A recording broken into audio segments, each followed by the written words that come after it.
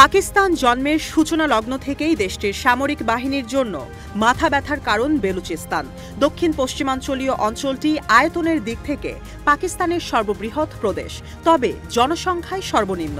প্রাকৃতিক সম্পদে সমৃদ্ধ প্রদেশটি থেকে ইসলামাবাদের সর্বোচ্চ রাজস্ব এলেও বিনিময়ে বেলুচদের ফেরত পাঠানো হয়েছে খালি হাতে।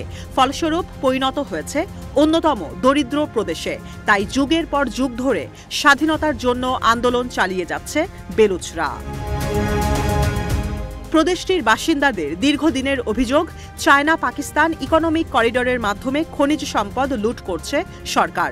বিরোধিতা থামাতে নিয়মিত ভিত্তিতে দমনপীড়ন চালাচ্ছে সেনাবাহিনী। রোধ করা হচ্ছে আন্দোলনকারীদের কণ্ঠ।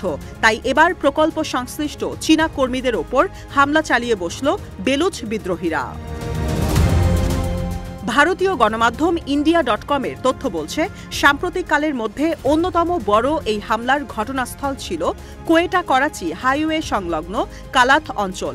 বেলুচিস্তানের সাইনডাক খনিতে রসদ সরবরাহের দায়িত্বে থাকা কর্মীরা হামলার শিকার হন। স্বর্ণ ও তামা সমৃদ্ধ খনিটিতে কর্মরত আছেন বিপুল সংখ্যক চীনা কর্মী। খনিটি তদারকির দায়িত্বভার সামলাচ্ছে মেটালার্জিক্যাল কর্পোরেশন অব চায়না। গণমাধ্যমটির দাবি, সাইনডাকে সরবরাহের দায়িত্বে থাকা বহরে চালানো হয় হামলা। এতে ২৯টি গাড়ি ছিল।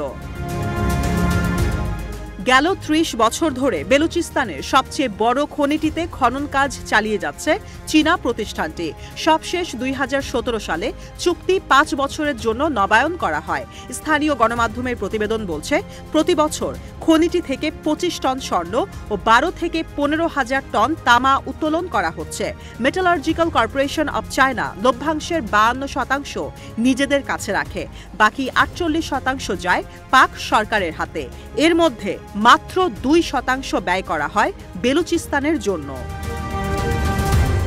মেটালার্জিক্যাল কর্পোরেশন অব চায়নাকে ২টি খনি খননের অনুমতি দিয়েছে পাকিস্তান।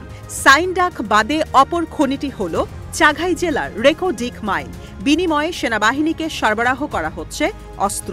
১৯৯০-এর দশকে M9 ও M11 মিসাইল সিস্টেমের বদলে এই চুক্তি সই হয়। সে সময় ২০ বছরের জন্য চুক্তি করা হলেও প্রতিবারই এটি নবায়ন করা হচ্ছে। ধারণা করা হয়, রেকো ডিকের চেয়ে সাইনডাকে স্বর্ণের মজুত ২০ গুণ বেশি, সংখ্যার হিসেবে প্রায় ৬ লাখ কেজি।